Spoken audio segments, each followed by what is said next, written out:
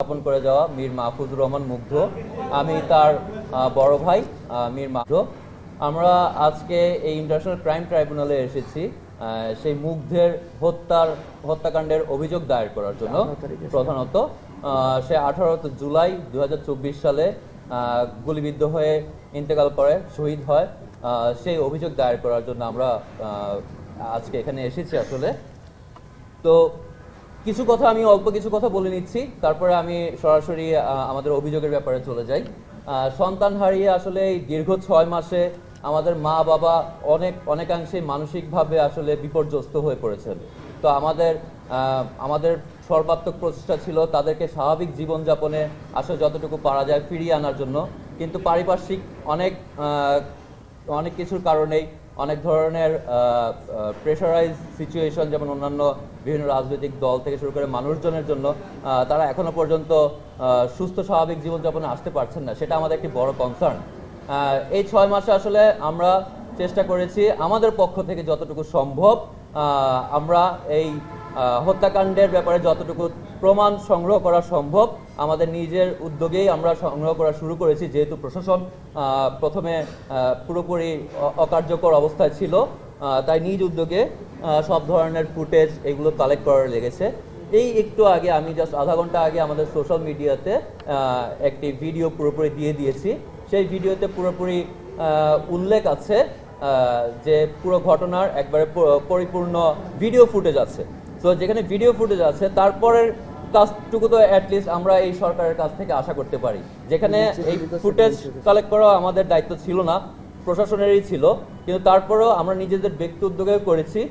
কিন্তু এখন আমরা তো এটুকু আশা করতে পারি যে ফরেন্সিকের মাধ্যমে তারা এই চেহারাগুলো ক্লিয়ার করে একজন একজন করে নিয়ে এসে এর ন্যায় বিচার পাওয়াটা আমাদের মুখ্য উদ্দেশ্য, শুধুমাত্র ন্যায় বিচার পাওয়া। আর এর সাথে আমরা আরো কিছু কথাও বলতে চাই। আপনারা যদি চান আমি ভিডিওটা এখন প্লে করতে পারি, অরিজিনাল ভিডিও আপনারা দেখতে পারেন এবং আমি বর্ণনা করতে পারি। ঠিক আছে, এখন অভিযোগের বিষয়ে আসি। আমরা অভিযোগ করেছি বেসিক্যালি তার পুরো ঘটনাটা দিয়ে, যে আমরা তার হত্যাকাণ্ডের জন্য অভিযোগ দায়ের করে যাচ্ছি। ট্রাইব্যুনালে চিফ প্রসিকিউটর তাজুল ইসলাম সাহেবের সাথে আমাদের কথা হয়েছেন এবং তিনিও সে ব্যাপারে একেবারে সম্মত হয়েছেন যে আমরা এখন কোনো নাম আমরা দেইনি, আমরা কোনো নাম না দিয়ে আমরা অভিযোগ দায়ের করে গিয়েছি। তারা সেটি নিয়ে তদন্ত করবে এবং তদন্ত সাপেক্ষে প্রমাণাদি সহ যে নামগুলো আসবে প্রকৃতভাবে যে আসলে করেছে একজন একজন করে ক্রোনোলজিক্যাল অর্ডারে, যে তাকে কে লিথাল উইপন বা জীবনঘাতী প্রাণনাশী অস্ত্র ব্যবহার করার অনুমতি দিয়েছে, এভাবে আসলে একজন একজন করে আসা উচিত এবং তার প্রমাণ সহ আসা উচিত। যে কারণে আমরা কোনো নাম বাদে শুধুমাত্র অভিযোগ দায়ের করে গিয়েছে এবং আমরা আশা রাখি এই সরকার এবং এই ট্রাইব্যুনাল আমাদের সেই আশা পূরণ করতে সক্ষম হবে। গণহত্যার বিষয় কিংবা হত্যার বিষয়ে সুপ্রিয়র কমান্ড রেসপন্সিবিলিটি প্রাইম মিনিস্টারের কাছে যায়, তার জন্য তো তদন্তের প্রয়োজন নাই, এটা একটা বিষয়। আর একটা বিষয় জানতে চাই, 18 তারিখে আপনাদের অভিজ্ঞতা সম্পর্কে একটু যদি বলতেন। ঠিক আছে, আপনার প্রথম প্রশ্নের উত্তর দেই। আপনি যেটা বলছেন যে সুপিরিয়র প্রাইম মিনিস্টারের কাছে যায়, সেটা আমরা আসলে সবাই জানি। এখানের বিভিন্ন হত্যাকাণ্ডের সাথে তিনি জড়িত, এটা আমরা আসলে সবাই জানি, কিন্তু তথ্য প্রমাণের কারণে তো আসলে সেই পর্যন্ত কি যাওয়া সম্ভব হয়? আমার মনে হয় না সম্ভব হয়, কারণ বিচার প্রক্রিয়াতে আপনার এভিডেন্সেস, প্রমাণাদি হচ্ছে সবচেয়ে বেশি ইম্পর্টেন্ট। তো সেই এভিডেন্স তো আমার লাগবে। আমি যদি সেই এভিডেন্স ছাড়া আমরা যদি সে জায়গাতে যাই, আমার মনে হয় না এই বিচার প্রক্রিয়া তখন আরো বাধাগ্রস্ত হবে। যারা আছেন তারা অনেকেই এই বিভিন্ন দলের সাথে জড়িত, তো আমরা চাই না যে বিচার প্রক্রিয়া বাধাগ্রস্ত হোক, যাতে আমরা ন্যায় বিচার পাই, সেজন্য আমরা এইভাবে চেয়েছি। আর আপনার দ্বিতীয় প্রশ্ন ছিল 18 জুলাইয়ের কথা। 18 জুলাইতে মুগ্ধ ইন্তেকাল করার পরপরই তাকে হসপিটালে নিয়ে যাওয়া হয়। জাস্ট 10 কদম দূরে ছিল হসপিটাল এবং ডাক্তার তাকে স্পট ডেড ঘোষণা করেন। তো সেখানে আমাদের পুলিশি বাধার মধ্যেও পড়তে হয়েছে, যে ডাক্তাররাই বলছিলেন যে লাশ তাড়াতাড়ি করে নিয়ে যাওয়ার জন্য, যে কোনো সময় পুলিশ এসে নিয়ে গেলে তখন আমরা পরবর্তী লাশ নাও পেতে পারি। সেই জন্য আমরা সেখান থেকে ডেথ সার্টিফিকেট নিয়েই যত তাড়াতাড়ি সম্ভব বাসায় নিয়ে যাওয়া হয়েছে। এবং কবরস্থ করার জন্য আমরা যেখানে কবর দিয়ে চেয়েছিলাম সেখানেও সম্ভব হয়নি, কারণ পুলিশের এনওসি অথবা পোস্টমর্টেম দরকার ছিল। কিন্তু তখন আমরা পুলিশের থানায় গিয়েছি এনওসি নেওয়ার জন্য, তখন তারা একেবারে স্ট্রেট ফরওয়ার্ড বলে দিয়েছে যে তাদের এখন কোনো ধরনের পারমিশন নাই যে কলমের একটা দাগ একটা কলম চালানোর মতো একটা দাগ দেওয়ার জন্য, যে কারণে আমরা এনওসিটাও নিতে পারিনি। পরবর্তীতে যেখানে ওই ধরনের এনওসি বা পোস্টমর্টম লাগে না সেই ধরনের কবরস্থানে আমরা ইসলামী শরীয়ত মোতাবেক আমরা কবরস্থ করেছি। আরেকটা বিষয় আমি একটু বলি, মুগ্ধর মৃত্যু নিয়ে একটা বিতর্ক ছিল যে এই মুগ্ধর যেই গুলিবিদ্ধ হয়েছে সেই গুলিটা পুলিশের কর্তৃক করা হয়েছে নাকি বাইরের কারোর থেকে করানো হয়েছে, বা স্নাইপার কোনো বুলেট ছিল নাকি। আমরা যে তথ্য প্রমাণাদি কালেক্ট করেছি সেই তথ্য প্রমাণাদির ভিত্তিতে আমরা বলতেই পারি যে এই গুলিটা পুলিশের বাহিনীর পক্ষ থেকে চালানো হয়েছে, এবং এটা আমরা স্পষ্ট করেছি। সেই যে ভিডিও আমরা তৈরি করেছি সিসিটিভি ফুটেজ সহ, সেই সিসিটিভি ফুটেজে স্পষ্টভাবে এটা দেখা যাচ্ছে যে পুলিশের চালানো গুলিতেই মুগ্ধর জীবন দিয়েছে। আচ্ছা, আমি আর কিছু কথা অ্যাড করতে চাই আপনাদের কোশ্চেনের আগে। আমি অবশ্যই আপনাদের কোশ্চেনে যাব, আপনারা যত কোশ্চেন সম্ভব আপনারা করতে পারেন, কারণ এই সকল তথ্য প্রমাণে আমরা নিজেদের ব্যক্ত এই ব্যাপারে যত ধরনের প্রশ্ন আছে আমি অ্যান্সার দিতে পারবো। তার আগে আমি কিছু কথা বলে দিই। থানার থেকে উনি ছাড়া পেয়ে পালিয়ে গেছেন, এটা কি আসলে পালিয়ে যাওয়া বলে নাকি এটাকে ছেড়ে দেওয়া বলে, সেটা আমরা সবাই আসলে বুঝতে পারি। এখনো যদি প্রশাসনের এই অবস্থা থেকে থাকে তাহলে আমার মনে হয় না যে জনগণ এই ভরসাটা পাবে।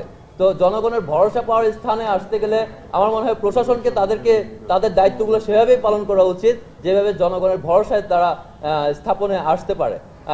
ভালো খারাপ সব জায়গাতে আছে। আমাদেরকে এই ফুটেজ কালেকশনের ব্যাপারে এডিশনাল আইজি জাহাঙ্গীর সেলিম উনি হেল্প করেছেন। আমাদের পশ্চিম থানার বর্তমান যে ওসি হাফিজ উনিও যথাসম্ভব সাহায্য করেছেন, এবং জেআরএ মানে জুলাই রেগুলেশন অ্যালায়েন্সের যে আহ্বায়ক সালে উনিও যথেষ্ট সাহায্য করেছেন। তো এখানে ভালো মানুষ যেমন আছে তেমনি খারাপ মানুষও আছে। তো প্রশাসনের কাছে আমাদের একটি আবেদন থাকবে যে যারা ভালো আছেন, যারা ভালো অবস্থায় নেই তাদেরকে আপনারা ভালো করুন, আপনারা তাদেরকে সহযোগিতা করুন যাতে তারা আপনাদের নামগুলো নষ্ট করতে না পারে। যে দীপ্ত, একটা বিষয়, আপনারা ভিডিও ফুটেজ কালেক্ট করেছেন, নিজেরা যথেষ্ট তথ্যপত্র সংগ্রহ করেছেন, এবং একজনের নাম বললেন যিনি পালিয়ে গেছেন।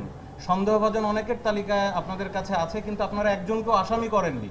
জি, বিষয়টা একটু কারণ হচ্ছে আমাদের কাছে যে ভিডিও ফুটেজ আছে, সিসিটিভি ভিডিও এবং অন্যান্য ভিডিও, আমি আপনাদেরকে যদি ভিডিওটা দেখাই তাহলে আপনারা আসলে আরো পুরোপুরি ক্লিয়ার হতে পারবেন। সেখানে হেলমেট পরা আছে, চেহারাটা স্পষ্ট নয়, কিন্তু এটা ফরেনসিকে এটা খুব সহজেই বের করা একেবারে সম্ভব, যেটা প্রশাসনের দায়িত্ব। কিন্তু ফরেনসিকের এক্সপার্ট তো আসলে আমি না বা আমরা ব্যক্তি উদ্যোগে তো সেটা করতে পারি না।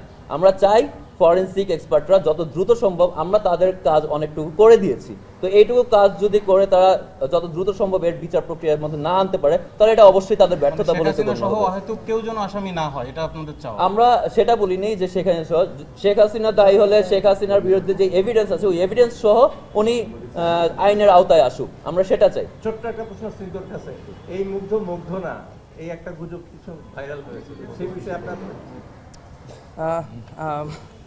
আসলে 2024 সালে বা 2025 সালে এরকম একটা ডিজিটাল যুগে এসেও যদি এই গুজবের প্রশ্নের উত্তর আমাকে দিতে হয়, সেটা আসলে আমাদের দেশবাসীর জন্য একটা ব্যর্থতা। এই যুগে কোনো কিছুই সত্যতা প্রমাণ করা কোনো কঠিন বিষয় না। অনলাইনে বা আমাদের এলাকায় বা আমরা যেখানে স্কুল কলেজ শেষ করেছি সেখানে গিয়ে খোঁজ নিলেও এই গুজবের সত্যতার প্রমাণ পাওয়া যাবে। আচ্ছা, আপনার ভাইয়ের বিচারের ক্ষেত্রে কোনো পক্ষ থেকে আপনারা সহযোগিতা পাচ্ছেন না বা সঠিকভাবে কাজ এগোচ্ছে না এরকম মনে করছেন কি? আপনাদের বক্তব্য কি এরকম কোনোটা, বা কোনো রাজনৈতিক দল আপনাদের প্রেশারাইজ করছে? কমপ্লেন করেছে, এটা তো তদন্ত তো ফাইনাল নালিশ এখন মামলা হয় না, কমপ্লেন করে। আচ্ছা, আমি দুটো প্রশ্নের উত্তরে আসছি। সহযোগিতা বলতে সঠিকভাবে আসলে এগোচ্ছে না, সেটা সত্যি কথা। এখনো পর্যন্ত দৃশ্যমান আমরা কোনো কিছু দেখতে পাচ্ছি না, এটা আমরা সবাই জানি। তো এটা যে দৃশ্যমান হয় সেটা হচ্ছে আমাদের মুখ্য উদ্দেশ্য। আর আরেকটি প্রশ্ন করেছেন যে আগের পুলিশ এবং বর্তমান পুলিশের, আগের পুলিশের মধ্যে আসলে যেটা ছিল তাদের মধ্যে পুরোপুরি ক্ষমতাটা তাদের হস্তগত হয়ে গিয়েছিল, সেখানে কারোর কিছু বলার সুযোগ ছিল না।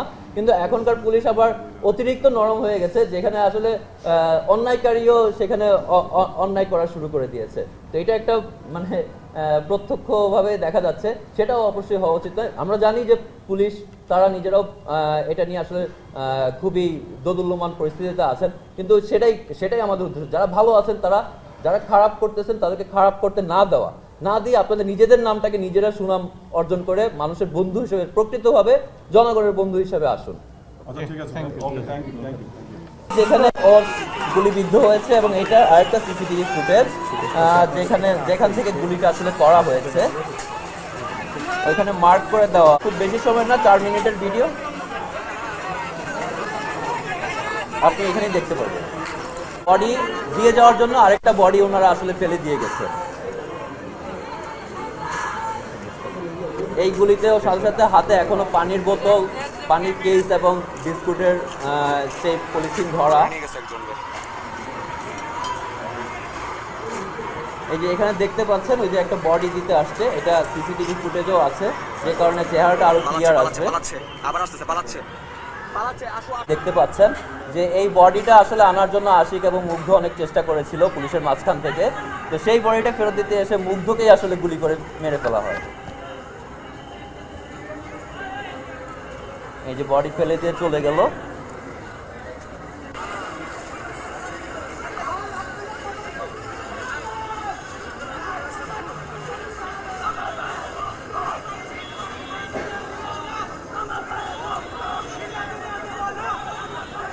এটা জুম করেও দেখানো আছে সময়।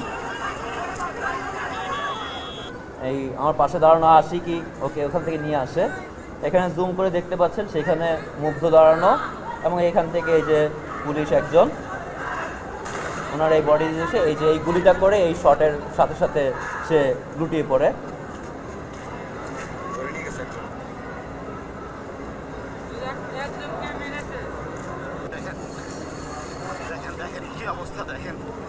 এবং